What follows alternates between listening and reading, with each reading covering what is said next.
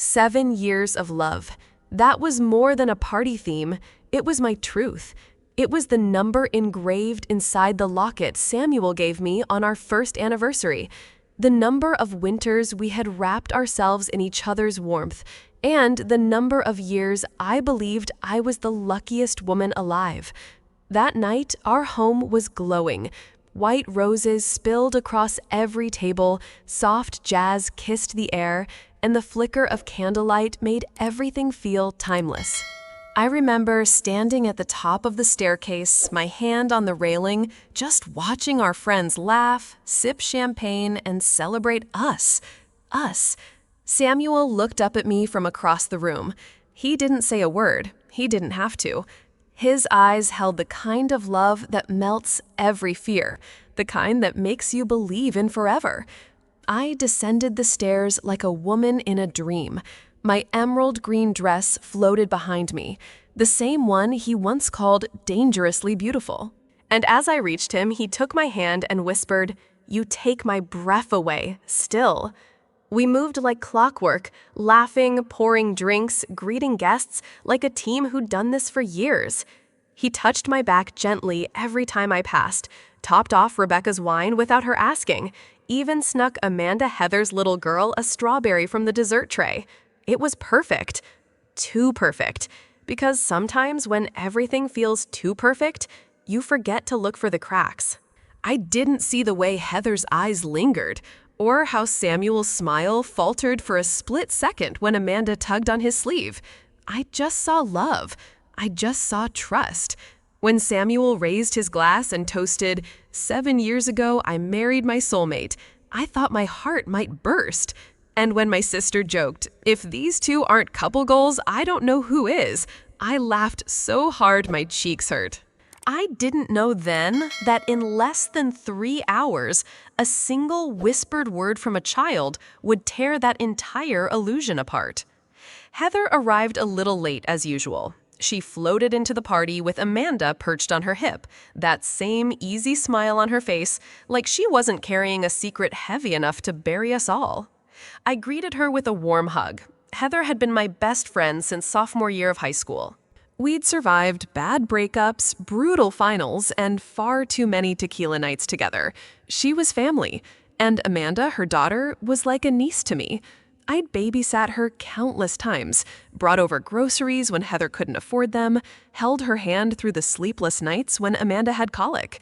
We weren't just friends. We were a unit, the single mom, the doting aunt, and the supportive best friend. Amanda looked adorable that night in her frilly blue dress and sparkly shoes. Her curly hair was tied up in 2 messy buns, and her round eyes lit up when she saw the dessert table. "Hi, sweet girl," I said, crouching down to her level. She giggled and hid behind Heather's shoulder. "She's been a little shy lately," Heather said, brushing a curl from Amanda's cheek. "She's sleepy. We had a rough day." I nodded sympathetically. Being a single mom wasn't easy. Heather never said it outright, but I knew she struggled. "You can put her down in the guest room if you'd like," I offered. "She can nap until you're ready to leave." "You sure?" Heather asked, looking genuinely grateful.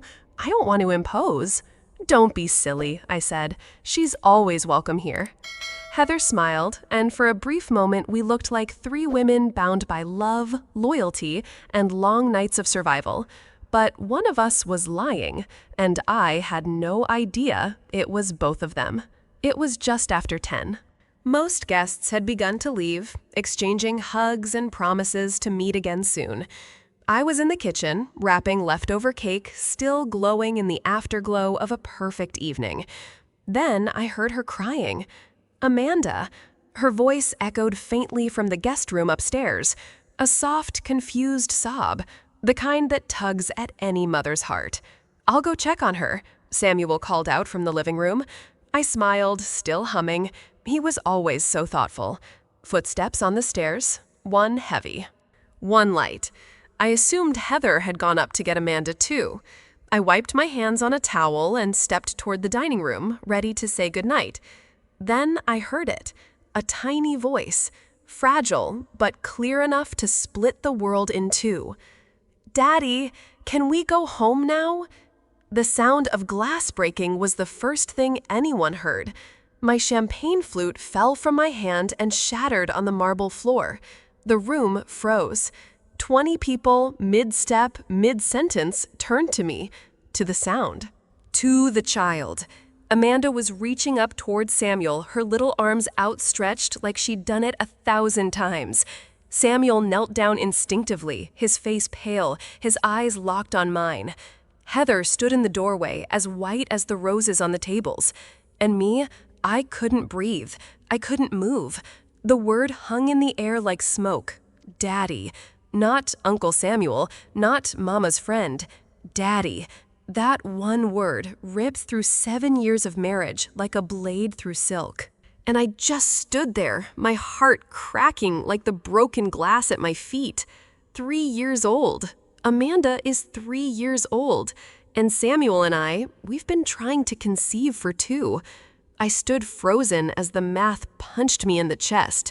Not just years, moments, milestones, phases. Each number lined up like dominoes in my memory, ready to fall one by one. 4 years ago, Samuel changed. He called it a quarter-life crisis, said he needed space to think, started working late, going to the gym more, taking weekend site visits to places I wasn't invited to. I thought he was just overwhelmed. I brought him tea, rubbed his shoulders, left little love notes in his briefcase. But what I didn't know was that while I was planning our future, he was starting another one with Heather. Amanda was conceived the exact same month Samuel had stopped wearing his wedding ring because it was getting too tight. I remember the moment so clearly, how guilty he looked when I teased him about it. I thought it was stress, I thought it was hormones, I thought it was a phase. But no, it was betrayal wrapped in a well-practiced lie. All the missed dinners, the emergency meetings, the texts he never let me see, they weren't work, they were her. And Amanda, she wasn't a surprise. She was a secret he chose to keep over and over again. That night, I couldn't sleep, not even for a second. I sat alone on the living room floor, still in my emerald green dress, surrounded by half-drunk wine glasses and the ghost of laughter that no longer belonged to me. I opened my phone, hands trembling, as I scrolled through 3 years of photos, each one a silent betrayal hiding in plain sight. There we were, Samuel, Heather, and me, at birthday parties, brunches, picnics, smiling, so many smiles. But now those smiles felt wrong. At Amanda's second birthday party, Samuel's hand was gently resting on Heather's shoulder. I had thought it was casual, friendly. Now it looked possessive, intimate. In one video, Samuel was helping Amanda blow out her candles. The way she looked up at him like he was the center of her little universe. I remembered thinking, she must really miss her dad. But her dad was right there, holding the cake, smiling, lying. And me, I was right beside them, singing, clapping, blind. Even the way Samuel always knew what Amanda liked, how she hated carrots, how she loved that ridiculous cartoon dog. I had chalked it up to attentiveness. He was just thoughtful, I thought. But now I saw it for what it was. He knew because she was his daughter. He had studied her, loved her, secretly claimed her, while pretending she was just someone else's child. And the worst part, I helped him. I babysat her. I bought her Christmas gifts. I wiped her nose and held her hand at the park and told Heather I admired how strong she was for doing it all alone. But she wasn't alone.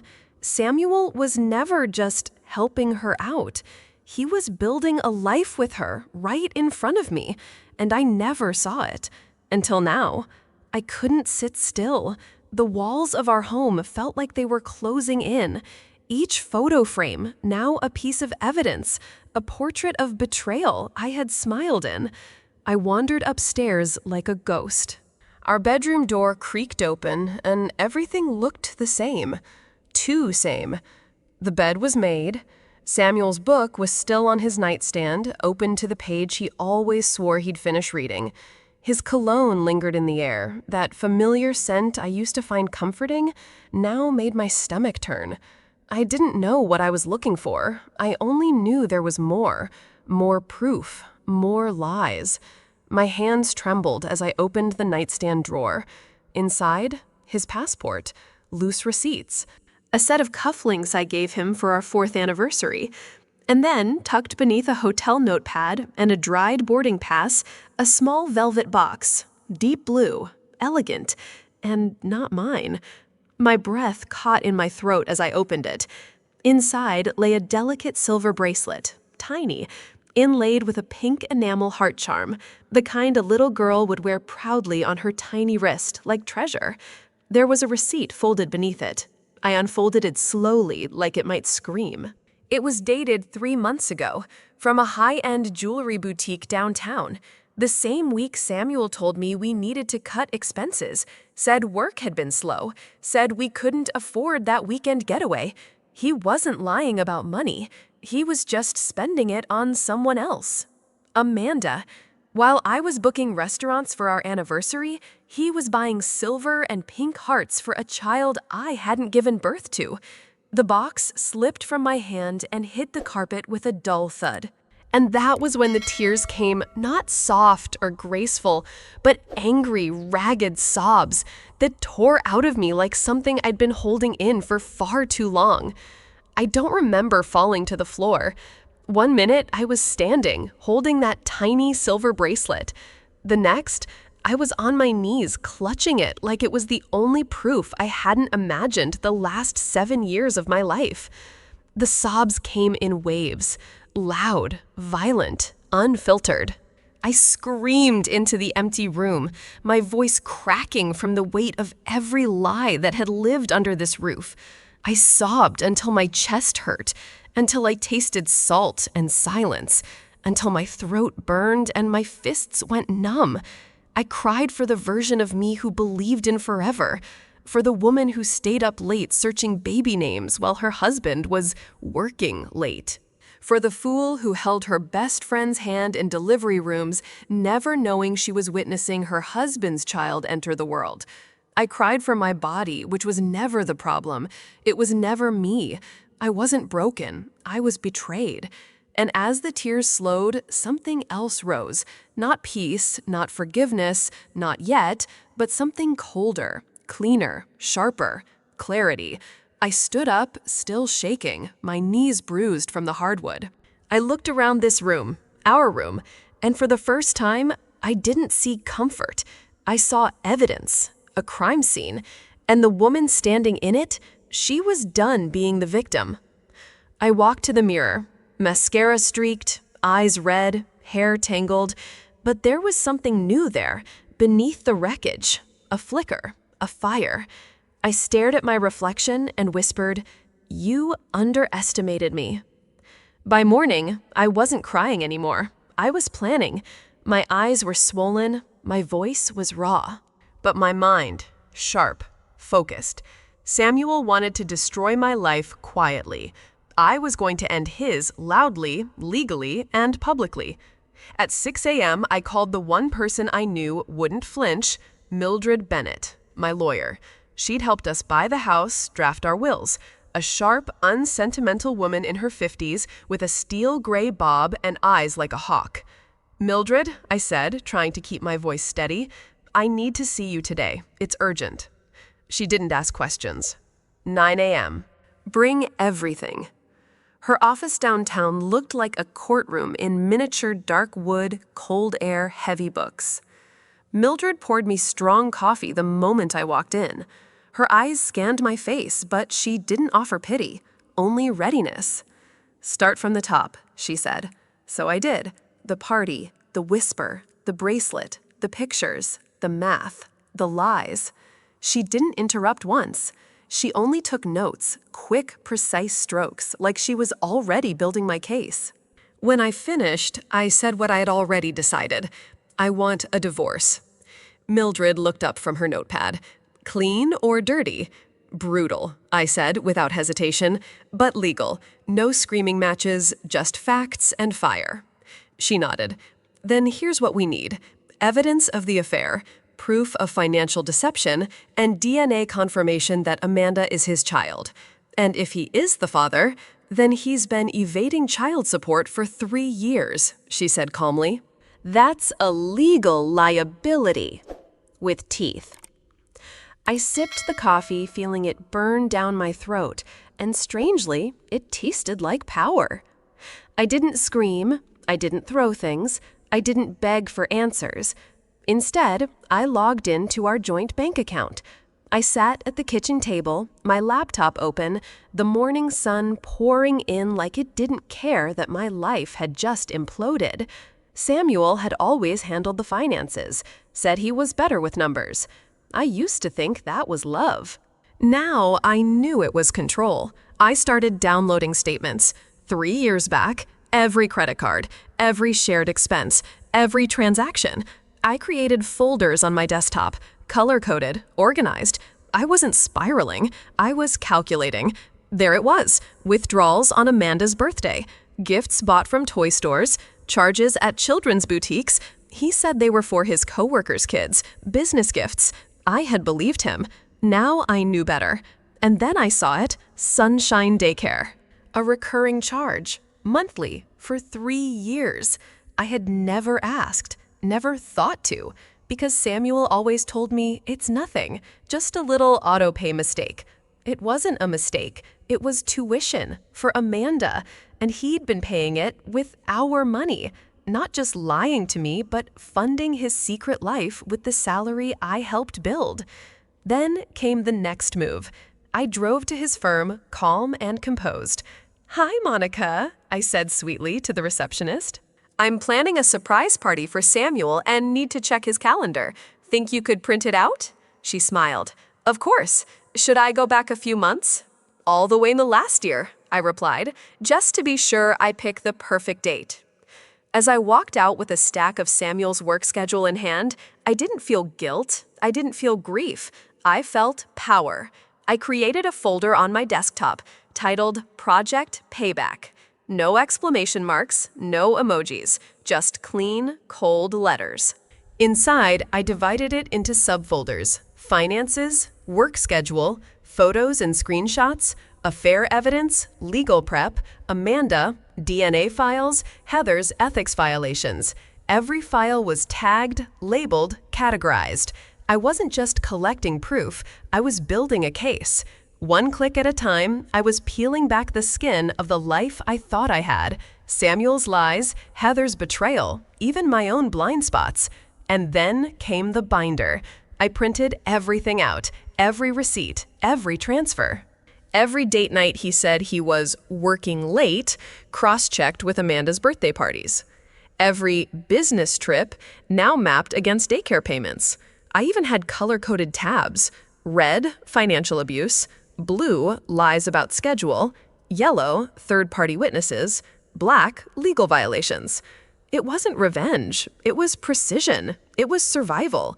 And I wasn't doing it to hurt Samuel. I was doing it to never be that naive again. This was the moment I stopped being a character in someone else's story and started writing my own ending. The name jumped out at me like a knife. Sunshine Daycare. It was buried between groceries and gas, a charge that showed up every 30 days, $642.38 again, and again, and again, for 3 straight years. My fingers froze over the trackpad. My heart did not race. It slowed, because something deep inside me was switching from panic to pure, focused fury. I opened a new tab and searched Sunshine Daycare Reviews. Location, 5 miles from Heather's apartment. Rating, 4.8 stars. Their latest Instagram post, Amanda, smiling, in a fairy costume holding a glitter-covered paper wand, posted 2 weeks ago. I clicked back to our bank record. The transaction, same day, same amount. Samuel had been paying Amanda's tuition with our joint account. He wasn't just cheating on me emotionally, he was stealing from me financially. He had me funding his child with another woman, Heather, the woman who held my hand during fertility treatments, the woman who cried with me when I miscarried, The woman who told me Amanda was an accident. It wasn't an accident. It was a secret investment built with my name on the check. The invitations were handwritten, elegant cursive, gold trim, pressed envelopes sealed with a deep green wax. Dinner and gratitude, a night to celebrate the people who matter most. I invited everyone. Samuel's boss, my closest friends, Heather's coworkers from the nonprofit, my in-laws, even Amanda's teacher listed as +1. I booked the private hall at Larkspur House, high ceilings, crystal chandeliers. No one suspected a thing. They showed up dressed in cocktail attire, clinking glasses, making small talk, as if this were just a charming thank you dinner. But I wasn't serving thanks. I was serving truth. The seats were assigned. Samuel at the center, Heather 4 seats away, Mildred the lawyer sitting silently next to me disguised as my cousin visiting from Vermont.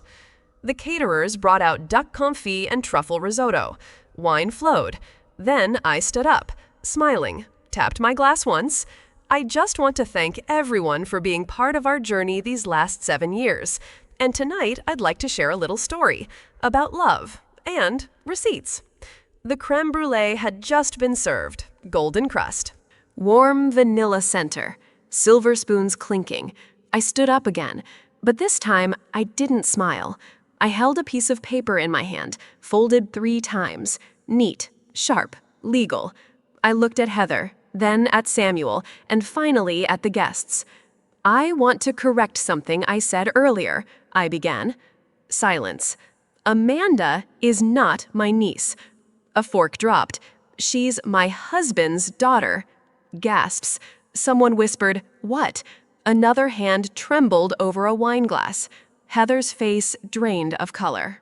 Samuel's mouth parted, then clamped shut. I unfolded the paper. This is a DNA test, verified last week. Probability of paternity 99.998%. Father Samuel Giovanni, mother Heather Mayfield. Dead silence. Then came the noise. A sob, a curse, a wine glass shattering on marble. I let it all happen. Then I said one last thing. And just so we're clear, he paid for Amanda's daycare with our joint account for 3 years. I folded the paper again, sat down, picked up my spoon, and took the first bite of creme brulee. By 10:17 a.m. the next morning, Giovanni Development had released an internal memo. Mr. Samuel Giovanni is no longer employed with the company effective immediately. It was forwarded, reposted, leaked to a corporate gossip blog. By 2:43 p.m., Heather Mayfield received a call from the nonprofit's Board of Ethics. Her role as community director was under review. By 5:12 p.m., she was officially no longer aligned with the organization's values. I didn't lift a finger. I didn't need to. I had sent one email, attached with the daycare payment logs, the bank statements, the audio clip of Heather's "He always said he'd leave Teresa eventually." By 6:30 p.m., Samuel's LinkedIn was down. By 8 p.m., Heather deleted her social media. The world didn't burn. It simply turned its back. And just before this chapter ends, I look straight into the camera, the red tally light steady. Justice, I say softly, has just begun. It was raining when she came. Not the poetic kind, just cold, messy rain. The knock was soft, but constant. I opened the door. Heather stood there, mascara smeared, hair soaked, shoulders shaking. "Please," she whispered, "I need to talk." I didn't speak. I stepped aside. She entered my living room like a ghost, like someone walking into her own funeral. "I didn't mean for it to happen," she started. "We were just broken. Samuel said you didn't understand him, that he was going to leave you." I stared at her. Her voice cracked. Her hands trembled. She choked. "I thought we were going to be a family. He promised he would choose me." I raised one eyebrow. "And did he?" I asked calmly. Silence. "He lied to me too." she said, barely audible. I nodded once. That's what he does best. Heather began crying harder, sinking into herself. I handed her a tissue. Not out of compassion, out of control. Then I said, "You didn't come here for forgiveness. You came here because your safety net snapped, and now you're falling." She looked up at me desperate. What should I do? I didn't answer. I opened the door and said 4 words that ended it. That's not my problem. Heather's eyes searched my face for mercy, for softness, for the old me. But that Teresa was gone. I stood still, unmoving, like granite beneath a storm. She mumbled one last plea. "I'm sorry for everything." I never wanted it to be like this. I stepped forward, only once, and said, "I don't need your apology. I need you to understand what it feels like to lose everything and still rise." Her mouth opened, but nothing came out. I held her gaze, unflinching, called, measured. You had the affair. You had the child. You had the lies. But I have the aftermath. Heather looked away, tears dripping on the floor. But I didn't move, because in that moment, I wasn't broken. I was forged. She had expected a breakdown, but what she got was steel. He showed up at my door, not in a car. He walked, suit wrinkled, eyes hollow, no wedding ring. Samuel Giovanni, once the star of Giovanni Development, now just a name on a severance notice. "Teresa," he said, my name. The way he said it used to make me turn around. Now it meant nothing. "I lost everything," his voice cracked. "They're pressing charges. I can't get a lawyer to take my call. Heather's blocked me. My daughter won't even speak to me." I said nothing. He stepped closer. "I know I betrayed you, but please don't let it end like this. I was weak, I was stupid, but you," he swallowed, "you were always the best thing in my life." I raised my eyes to his, not angry, not sad, just done. "Then you should have treated me like it." He sank to his knees. "Please, Teresa, and begging you." I knelt too, met him at eye level, and whispered, "This isn't punishment. This is consequence." I stood, walked away, and left him with the only thing he gave me, silence. He followed me, down the steps, out into the night. The moon spilled over the front yard, casting long shadows between us. "Teresa, please," Samuel called. "Don't let this be the last word between us." I stopped, turned, looked at the man I once built my entire world around, and now couldn't even trust with a whisper. He stepped closer. "I know I broke everything, but can't you find it in your heart to forgive me?" I didn't raise my voice, didn't scream. I let the words slice on their own. "Forgiveness is for the innocent." My voice was ice. "You're not." He flinched, as if struck, but I wasn't done. "You didn't just cheat. You lied. You stole. You built a second life off the back of mine and expected me to stay soft." I stepped forward once. "I'm done being soft." His eyes welled up. But I walked past him through the shadows and into the house. Behind me, he didn't follow, because he knew the fire was no longer mine to walk through. It was his to burn in. The courtroom smelled like varnished wood and cold justice. Samuel sat 2 rows ahead. His suit fit poorly now, like his lies unraveling at the seams. The judge's gavel struck. "The court grants full ownership of the marital home to Mrs. Teresa Giovanni." I didn't blink. "With continued spousal support due to financial misconduct by the defendant." He blinked. And again when they announced, "Mr. Samuel Giovanni's accounts are to be frozen pending investigation for misappropriation of joint funds." Heather wasn't in the room, neither was Amanda, and suddenly neither was the guilt I used to carry. When I stood to leave, Samuel looked at me one last time, but the woman he saw was no longer his wife. She was his reckoning. Outside, Mildred patted my shoulder. "You didn't just win the case," she said. "You reclaimed your name." I exhaled. For the first time, it didn't shake. News broke fast. Samuel Giovanni indicted for embezzlement of company funds. Headlines flashed. Friends whispered, partners distanced themselves. The man once envied became a pariah. Heather's world crumbled alongside. Her phone stopped ringing. Her office emptied. The nonprofit announced she was no longer with the organization. Amanda, caught between two broken parents, became the silent victim. No one spoke her name. No one reached out, but everyone knew. The scandal was a wildfire, burning bridges, destroying careers, shattering reputations.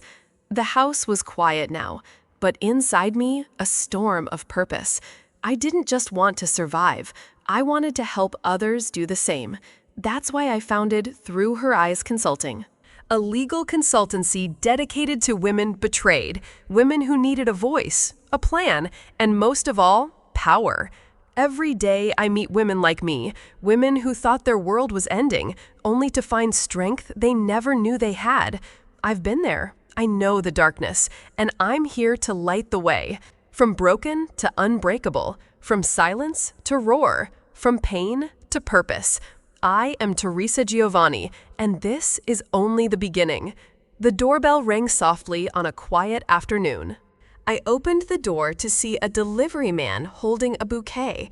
Delicate pink roses, their petals soft as a whisper, wrapped carefully in rustic brown paper, tied with a simple twine bow. No card, no name. I took the flowers inside and placed them gently on my desk. They seemed to brighten the room, a small, quiet promise of hope. Then my phone buzzed, a message from a woman I'd never met before, a client who had come to me just last month, broken, scared, betrayed. "Thank you for helping me find my voice," the message read. "Because of you, I'm no longer afraid to stand up for myself." I smiled, soft and genuine. This was why I had chosen this path. Justice isn't about revenge. It's about reclaiming your life, your dignity, your power. Every flower has to start as a seed, and every seed needs nurturing to bloom. This bouquet was my reminder that even after the darkest winters, new life can grow, that healing begins with a single step, and that I was not alone in this journey. This was just the beginning. My phone buzzed one quiet morning. It was Rebecca. Her message was short, simple. "Samuel's been sentenced. 6 months, no parole." I felt a strange mix of relief and sorrow. Heather's world had collapsed completely. She moved back in with her parents. No job, no support. And Amanda, that little girl caught in the crossfire, would grow up with the consequences of choices she never made. No fairy tale ending. Just reality. But in that reality, I found my strength and a new purpose. The bathroom was quiet, the only sound the soft hum of the ceiling fan. I stood before the mirror. My eyes met mine. No tears, no pleading, just clarity. I studied the lines around my eyes, the strength carved into my jaw, the fire burning in my gaze. The woman staring back was not the same girl who had once planned the perfect anniversary party. She was sharper, harder, unbreakable. I whispered to my reflection, "The old me is gone. I'm not broken. I'm rebuilt." And with that, I turned away, ready for whatever comes next. The wedding photo sat quietly on the nightstand, its edges worn, colors faded, like memories whispered in the dark. 2 smiling faces, once full of hope and promises, frozen in time, in a chapter I was ready to close. I reached out slowly, as if touching a ghost. My fingers traced the outlines, his smile, my laughter, the weight of what had been. 1,000 moments rushed back, laughter, tears, dreams built on fragile foundations.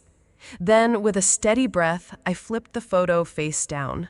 Not out of anger, not out of bitterness, but because I was ready. Ready to stop carrying the past, to stop being a prisoner of what could have been. I slid the photo into the drawer, closed it with purpose. The nightstand was empty now. No reminders, just silence. I stood up, walking to the front door of the house that had once been our home. My hand lingered on the cold metal of the lock. For a moment, hesitation flickered, but it passed. I turned the key, heard the satisfying click. The door swung open. Sunlight spilled in, flooding the room with warmth. Golden beams danced across the floor, touching every corner of the space. I stepped outside. The air was fresh, filled with possibility. I didn't look back. Because some endings aren't really endings. They are quiet beginnings, the soft turning of a page, the first step on a new path. I was no longer bound by the past. I was free. And the future? It was mine to write. They thought betrayal would break me. They thought their lies would bury me, that their deception would silence me. But they forgot one thing. I don't break. I don't bend. I rise. Higher, stronger, unstoppable. Because I am more than the pain they caused. I am the fire they couldn't extinguish. I am Teresa Giovanni, rebuilt, unbroken, and rising. Life will sometimes bring us the deepest betrayals and darkest challenges. But what defines us is not what breaks us, it's how we rise back up. Teresa's journey teaches us that pain can become power, silence can become a voice, and endings can be new beginnings. When faced with deception or hardship, remember your strength lies in your resilience, your courage to reclaim your story, and your ability to rebuild yourself on your own terms. Never let betrayal define your worth. Let it be the spark that ignites your comeback. If Teresa's story inspired you, don't forget to subscribe and join our community here on Through Her Eyes. Hit the notification bell so you never miss a story of strength, survival, and triumph. Share this video with someone who needs a reminder that they are stronger than their struggles. Together, we rise one story at a time.